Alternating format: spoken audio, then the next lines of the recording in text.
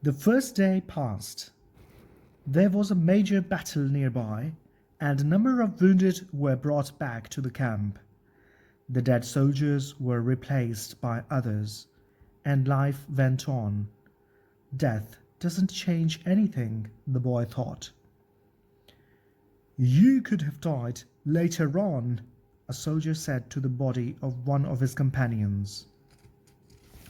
You could have died after peace had been declared, but in any case, you were going to die. At the end of the day, the boy went looking for the alchemist who had taken his falcon out into the desert. I still have no idea how to turn myself into the wind, the boy repeated. Remember what I told you. The world is only the visible aspect of God, and that what alchemy does is to bring spiritual perfection into contact with the material plane. What are you doing? Feeding my falcon. If I'm not able to turn myself into the wind, we are going to die, the boy said. Why feed your falcon? You are the one who may die, the alchemist said. I already know how to turn myself into the wind. On the second day, the boy climbed to the top of a cliff near the camp. The sentinels allowed him to go. They had already heard about the sorcerer who could turn himself into the wind, and they didn't want to go near him. In any case, the desert was impassable. He spent the entire afternoon of the second day looking out over the desert and listening to his heart. The boy knew the desert sensed his fear. They both spoke the same language.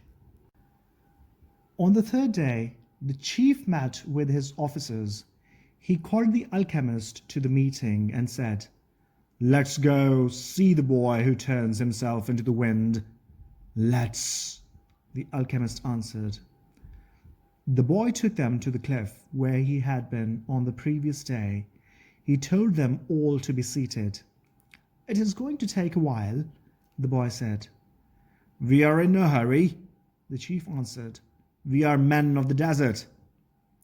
The boy looked out at the horizon. There were mountains in the distance, and there were dunes, rocks, and plants that insisted on living where survival seemed impossible. There was the desert that he had wandered for so many months. Despite all that time, he knew only a small part of it. Within that small part, he had found an Englishman, caravans, tribal wars, and an oasis with 50,000 palm trees and 300 wells. What do you want here today? The desert asked him. Didn't you spend enough time looking at me yesterday? Somewhere you're holding the person I love, the boy said. So when I look out over your sands, I'm also looking at her. I want to return to her, and I need your help so that I can turn myself into the wind. What is love? The desert asked. Love is the falcon's flight over your sands, because for him you are a green field from which he always returns with the game. He knows your rocks, your dunes, and your mountains, and you are generous to him. The falcon's beak carries bits of me myself, the desert said. For years I care for his game, feeding it with the little water that I have, and then I show him where the game is. And one day, as I enjoy the fact that his game thrives on my surface, the falcon dives out of the sky and takes away what I created. But that's why you created the game in the first place, the boy answered.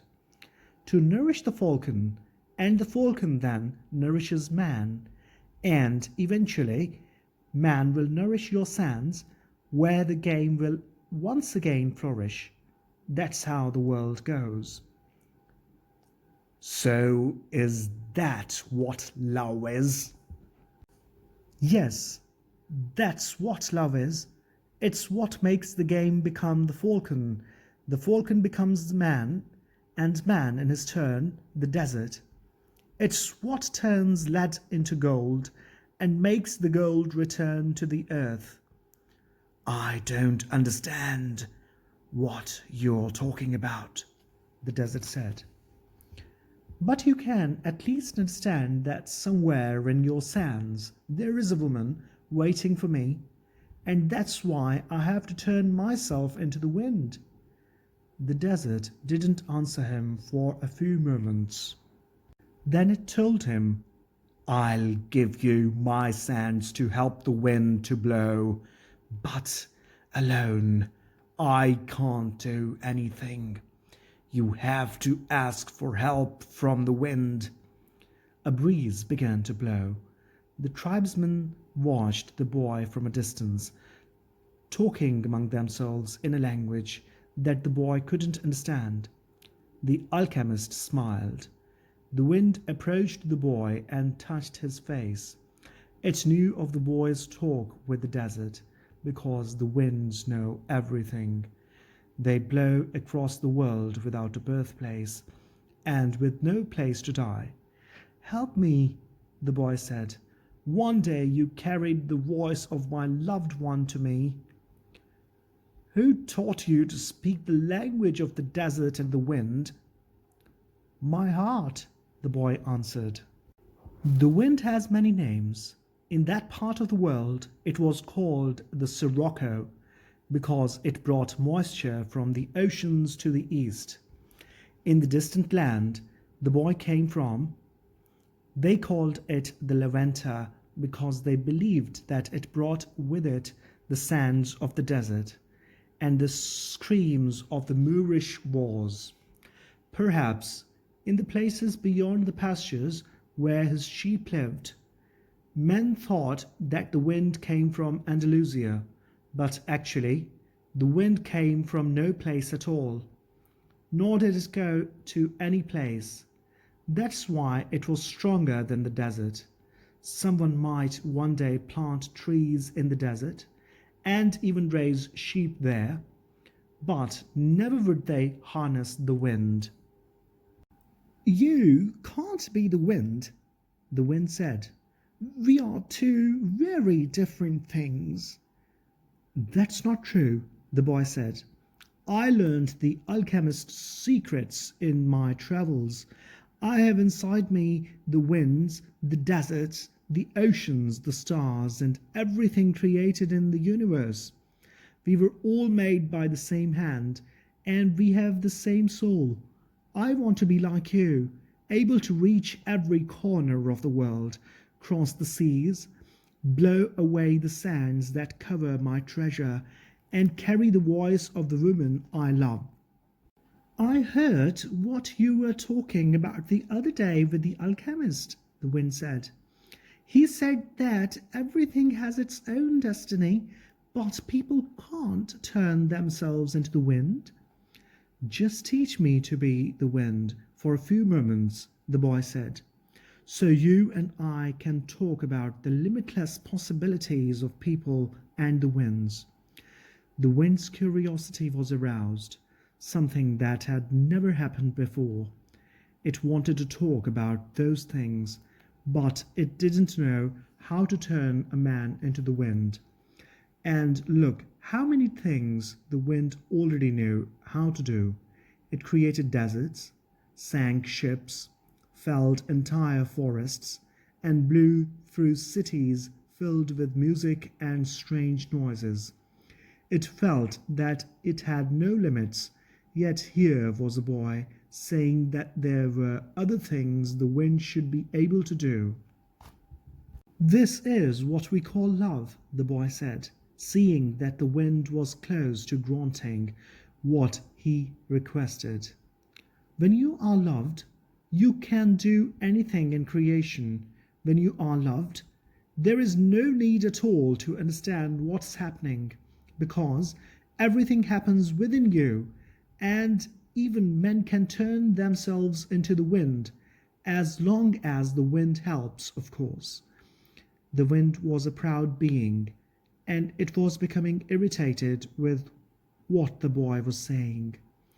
It commenced to blow harder, raising the desert sands, but finally it had to recognize that, even making its way around the world, it didn't know how to turn a man into the wind, and it knew nothing about love. In my travels round the world, I have often seen people speaking of love and looking toward the heavens, the wind said, furious at having to acknowledge its own limitations. Maybe it's better to ask heaven. Well, then help me do that, the boy said. Fill this place with a sandstorm so strong that it blots out the sun. Then I can look to heaven without blinding myself. So the wind blew with all its strength, and the sky was filled with sand. The sun was turned into a golden disk. At the camp, it was difficult to see anything. The men of the desert were already familiar with that wind. They called it the simoom, and it was worse than a storm at sea. Their horses cried out, and all their weapons were filled with sand. On the heights, one of the commanders turned to the chief and said, "Maybe we had better rend this." "From where I am," the sun said, "I can see the soul of the world. It communicates with my soul, and together we cause the plants to grow and the sheep to seek out shade.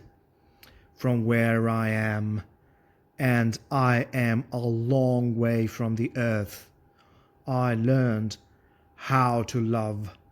I know that if I came even a little bit closer to the earth, everything there would die, and the soul of the world will no longer exist.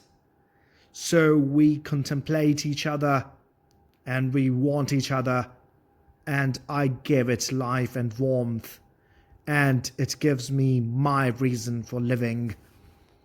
"So you know about love?" the boy said. "And I know the soul of the world, because we have talked at great length to each other during this endless trip through the universe. It tells me that its greatest problem is that, up till now, only the minerals and vegetables understand that all things are one, that there's no need for iron to be the same as copper, or copper the same as gold.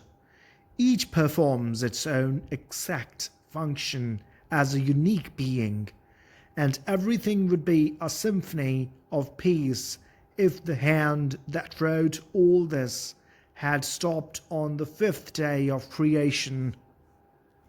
But there was a sixth day," the sun went on.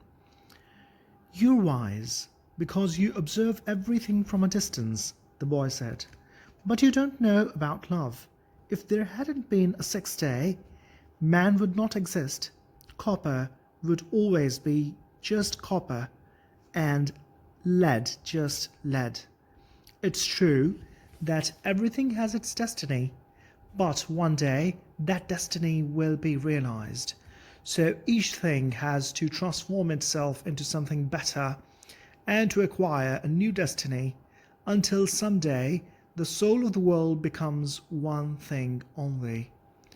The sun thought about that and decided to shine more brightly. The wind, which was enjoying the conversation, started to blow with greater force so that the sun would not blind the boy. "This is why alchemy exists," the boy said, "so that everyone will search for his treasure, find it, and then want to be better than he was in his former life. Lead will play its role until the world has no further need for lead, and then lead will have to turn itself into gold. That's what alchemists do. They show that when we strive to become better than we are, everything around us becomes better too. Well, why did you say that I don't know about love? The son asked the boy. Because it's not love to be static like the desert, nor is it love to roam the world like the wind. And it's not love to see everything from a distance like you do. Love is the force that transforms and improves the soul of the world. When I first reached through to it, I thought that soul of the world was perfect, but later I could see that it was like other aspects of creation and had its own passions and wars. It is we who nourish the soul of the world, and the world we live in will be either better or worse, depending on whether we become better or worse. And that's where the power of love comes in, because when we love, we always strive to become better than we are. So what do you want of me? The son asked. I want you to help me turn myself into the wind, the boy answered. Nature knows me as the wisest being in creation, the son said, but I don't know how to turn you into the wind. Then, whom should I ask? The son thought for a moment. The wind was listening closely and wanted to tell every corner of the world that the sun's wisdom has its limitations, that it was unable to deal with this boy who spoke the language of the world. Speak to the hand that wrote all, said the sun. The wind screamed with delight and blew harder than ever. The tents were being blown from their ties to the earth, and the animals were being freed from their tethers. On the cliff, the men clutched at each other as they sought to keep from being blown away. The boy turned to the hand that wrote all. As he did so, he sensed that the universe had fallen silent, and he decided not to speak. A current of love rushed from his heart, and the boy began to pray. It was a prayer that he had never said before, because it was a prayer without words or pleas. His prayer didn't give thanks for his sheep having found new pastures. It didn't ask that the boy be able to sell more crystal.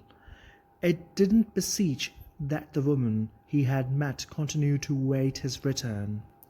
In the silence, the boy understood that the desert, the wind, and the sun were also trying to understand the signs written by the hand, and were seeking to follow their paths, and to understand what had been written on a single emerald.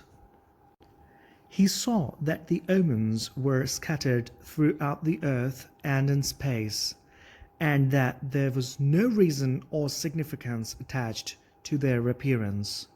He could see that not the deserts, nor the winds, nor the sun, nor people knew why they had been created, but that the hand had a reason for all of this, and that only the hand could perform miracles or transform the sea into the desert, or a man into the wind, because only the hand understood that it was a larger design that had moved the universe to the point at which 6 days of creation had evolved into a master work. The boy reached through to the soul of the world and saw that it was a part of the soul of God, and he saw that the soul of God was his own soul, and that he, a boy, could perform miracles. The simoom blew that day as it had never blown before. For generations thereafter, the Arabs recounted the legend of a boy who had turned himself into the wind, almost destroying a military camp. in defiance of the most powerful chief in the desert. When the simoom ceased to blow, everyone looked to the place where the boy had been, but he was no longer there. He was standing next to a sand-covered sentinel on the far side of the camp. The men were terrified at his sorcery, but there were two people who were smiling: the alchemist, because he had found his perfect disciple, and the chief, because that disciple had understood the glory of God. The following day, the general bade the boy and the alchemist farewell, and provided them with an escort party to accompany them as far as they chose. They rode for the entire day. Towards the end of the afternoon, they came upon a Coptic monastery. The alchemist dismounted and told the escorts they could return to the camp. "From here on, you will be alone," the alchemist said. "You are only 3 hours from the pyramids." "Thank you," said the boy. "You taught me the language of the world." "I only invoked what you already knew." The alchemist knocked on the gate of the monastery. A monk dressed in black came to the gates. They spoke for a few minutes in the Coptic tongue, and the alchemist bade the boy enter. "I asked him to let me use the kitchen for a while." The alchemist smiled. They went to the kitchen at the back of the monastery. The alchemist lighted the fire, and the monk brought him some lead, which the alchemist placed in an iron pan. When the lead had become liquid, the alchemist took from his pouch the strange yellow egg. He scraped from it a sliver as thin as a hair, wrapped it in wax, and added it to the pan in which the lead had melted. The mixture took on a reddish color, almost the color of blood. The alchemist removed the pan from the fire and set it aside to cool. As he did so, he talked with the monk about the tribal wars. "I think they are going to last for a long time," he said to the monk. The monk was irritated. The caravans had been stopped at Giza for some time, waiting for the wars to end. "But God's will be done," the monk said. "Exactly," answered the alchemist. When the pan had cooled, the monk and the boy looked at it, dazzled. The lead had dried into the shape of the pan, but it was no longer lead, it was gold. "Will I learn to do that some day?" the boy asked. "That was my destiny, not yours," the alchemist answered. "But I wanted to show you that it was possible." They returned to the gates of the monastery. There, the alchemist separated the disc into 4 parts. "This is for you," he said, holding one of the parts out to the monk. "It is for your generosity to the pilgrims." "But this payment goes well beyond my generosity," the monk responded. "Don't say that again. Life might be listening and give you less the next time." The alchemist turned to the boy. "This is for you, to make up for what you gave to the general." The boy was about to say that it was much more than he had given the general, but he kept quiet because he had heard what the alchemist said to the monk. "And this is for me," said the alchemist, keeping one of the parts, "because I have to return to the desert where there are tribal wars." He took the 4th part and handed it to the monk. "This is for the boy, if he ever needs it." "But I'm going in search of my treasure," the boy said. "I'm very close to it now." "And I am certain you will find it," the alchemist said. "Then why this?" "Because you have already lost your savings twice. Once to the thief and once to the general. I am an old superstitious Arab, and I believe in our proverbs. There is one that says, everything that happens once can never happen again, but everything that happens twice will surely happen a third time. They mounted their horses. I want to tell you a story about dreams, said the alchemist. The boy brought his horse closer. In ancient Rome, at the time of Emperor Tiberius, there lived a good man who had two sons. One was in the military and had been sent to the most distant regions of the empire. The other son was a poet and delighted all of Rome with his beautiful verses. One night, the father had a dream.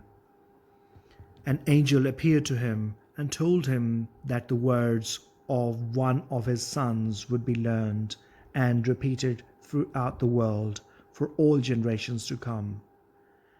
The father woke from his dream, grateful and crying, because life was generous and had revealed to him something any father would be proud to know.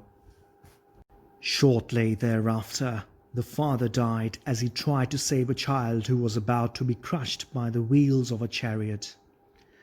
Since he had lived his entire life in a manner that was correct and fair, he went directly to heaven, where he met an angel that had appeared in his dream. "You were always a good man," the angel said to him. "You lived your life in a loving way and died with dignity. I can now grant you any wish you desire." "Life was good to me," the man said. "When you appeared in my dream, I felt that all my efforts had been rewarded. Because my son's poems will be read by men for generations to come, I don't want anything for myself, but any father would be proud of the fame achieved by one whom he had cared for as a child, and educated as he grew up. Sometime in the distant future, I would like to see my son's words." The angel touched the man's shoulder, and they were both projected far into the future. They were in an immense setting, surrounded by thousands of people speaking a strange language. The man wept with happiness. "I knew that my son's poems were immortal," he said to the angel through his tears. "Can you please tell me which of my son's poems these people are repeating?" The angel came closer to the man and, with tenderness, led him to a bench nearby, where they sat down. "The verses of your son, who was the poet, were very popular in Rome," the angel said. "Everyone loved them and enjoyed them, but when the reign of Tiberius ended, his poems were forgotten. The words you are hearing now are those of your son in the military." The man looked at the angel in surprise. "Your son went to serve at a distant place and became a centurion. He was just and good. One afternoon, one of his servants fell ill, and it appeared that he would die.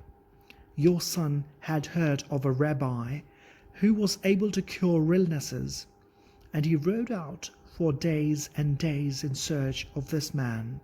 Along the way, he learned that the man he was seeking was the Son of God. He met others who had been cured by him, and they instructed your son in the man's teachings. And so, despite the fact that he was a Roman centurion, he converted to their faith. Shortly thereafter, he reached the place where the man he was looking for was visiting. He told the man that one of his servants was gravely ill. And the rabbi made ready to go to his house with him. But the centurion was a man of faith, and, looking into the eyes of the rabbi, he knew that he was surely in the presence of the Son of God. "And this is what your son said," the angel told the man.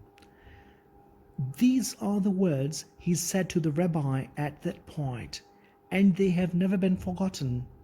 "My Lord, I am not worthy that you should come under my roof, but only speak a word, and my servant will be healed."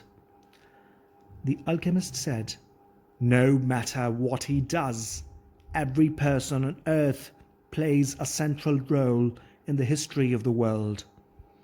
And normally, he doesn't know it." The boy smiled. He had never imagined that the questions about life would be of such importance to a shepherd. "Goodbye," the alchemist said. "Goodbye," said the boy.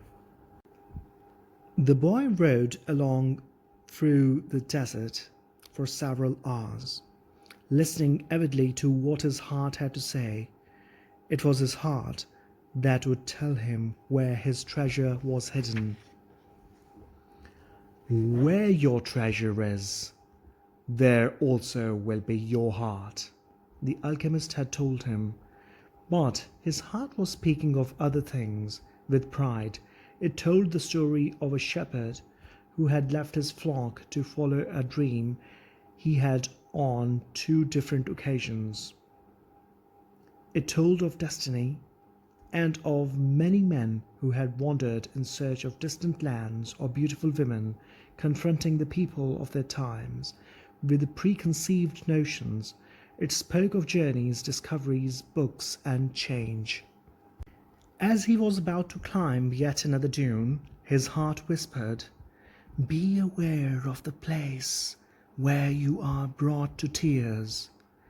That's where I am, and that's where your treasure is." The boy climbed the dune slowly. A full moon rose again in the starry sky. It had been a month since he had set forth from the oasis. The moonlight cast shadows through the dunes, creating the appearance of a rolling sea. It reminded the boy of the day when that horse had reared in the desert, and he had come to know the alchemist. And the moon fell on the desert's silence and on the man's journey in search of treasure. When he reached the top of the dune, his heart leapt. There, illuminated by the light of the moon and the brightness of the desert, stood the solemn and majestic pyramids of Egypt. The boy fell to his knees and wept. He thanked God for making him believe in his destiny and for leading him to meet a king, a merchant, an Englishman, and an alchemist, and above all, for his having met a woman of the desert who had told him that love would never keep a man from his destiny. If he wanted to, he could now return to the oasis, go back to Fatima, and live his life as a simple shepherd. After all, the alchemist continued to live in the desert, even though he understood the language of the world. He knew how to transform lead into gold. He didn't need to demonstrate his science and art to anyone. The boy told himself that, on the way toward realizing his own destiny, he had learned all he needed to know and had experienced everything he might have dreamed of. But here he was at the point of finding his treasure, and he reminded himself that no project is completed until its objective has been achieved. The boy looked at the sands around him and saw that where his tears had fallen, a scarab beetle was scuttling through the sand. During this time in the desert, he had learned that in Egypt the scarab beetles are a symbol of God. Another omen. The boy began to dig into the dune, and as he did so, he thought of what the crystal merchant had once said, that anyone could build a pyramid in his backyard. The boy could see now that he couldn't do so even if he placed stone upon stone for the rest of his life. Throughout the night, the boy dug at the place he had chosen, but found nothing. He felt weighted down by the centuries of time since the pyramids had been built. But he didn't stop. He struggled to continue digging as he fought the wind, which often blew the sand back into the excavation. His hands were abraded and exhausted, but he listened to his heart. It had told him to dig where his tears fell. As he was attempting to pull out the rocks he heard footsteps. Several figures approached him. Their backs were to the moonlight, and the boy could see neither their eyes nor their faces. "What are you doing here?" one of the figures demanded. Because he was terrified, the boy didn't answer. He had found where his treasure was and was frightened at what might happen. "We are refugees from the tribal wars, and we need money," the other figure said. "What are you hiding there?" "I'm not hiding anything," the boy answered. But one of them seized the boy and yanked him back out of the hole. Another, who was searching the boy's bags, found the piece of gold. "There is gold here," he said. The moon shone on the face of the Arab who had seized him, and in the man's eyes the boy saw death. "He's probably got more gold hidden in the ground." They made the boy continue digging, but he found nothing. As the sun rose, the men began to beat the boy. He was bruised and bleeding, his clothes were torn to shreds, and he felt that death was near. "What good is money to you if you are going to die?" "It is not often that money can save someone's life," the alchemist had said. Finally, the boy screamed at the man, "I am digging for treasure!" And although his mouth was bleeding and swollen, he told his attackers that he had twice dreamed of a treasure hidden near the pyramids of Egypt. The man, who appeared to be the leader of the group, spoke to one of the others. "Leave him. He doesn't have anything else. He must have stolen this gold." The boy fell to the sand, nearly unconscious. The leader shook him and said, "We are leaving." But before they left, he came back to the boy and said, "You are not going to die. You live, and you learn that a man shouldn't be so stupid. 2 years ago, right here on this spot, I had a recurrent dream too. I dreamed that I should travel to the fields of Spain and look for a ruined church where shepherds and their sheep slept. In my dream, there was a sycamore growing out of the ruins of the sacristy, and I was told that if I dug at the roots of the sycamore, I would find a hidden treasure. But I'm not so stupid as to cross the entire desert just because of a recurrent dream." And they disappeared. The boy stood up shakily and looked once more at the pyramids.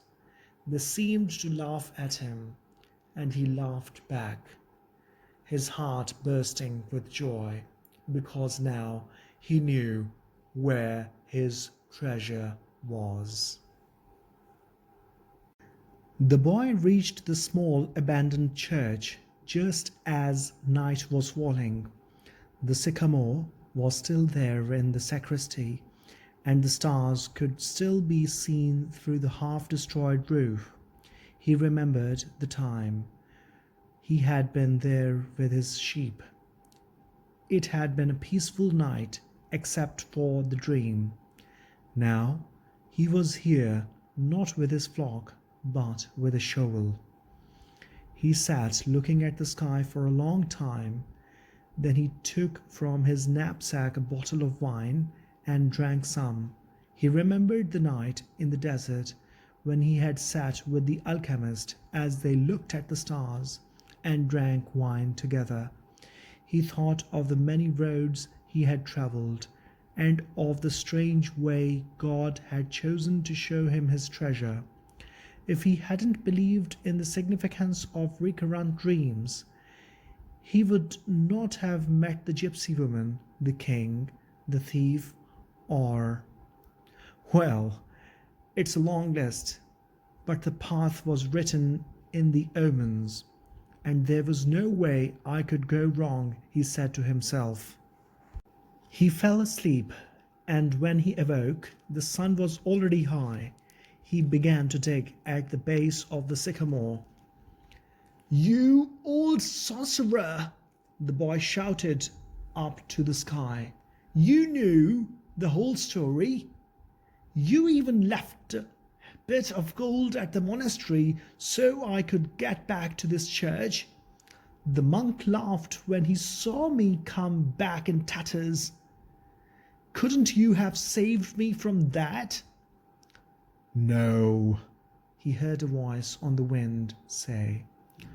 "If I had told you, you wouldn't have seen the pyramids. They are beautiful, aren't they?" The boy smiled and continued digging. Half an hour later, his shovel hit something solid. An hour later, he had before him a chest of Spanish gold coins. There were also precious stones, gold masks adorned with red and white feathers, and stone statues embedded with jewels, the spoils of a conquest that the country had long ago forgotten, and that some conquistador had failed to tell his children about. The boy took out Urim and Thummim from his bag. He had used the two stones only once, one morning when he was at a marketplace. His life and his path had always provided him with enough omens. He placed Urim and Thummim in the chest.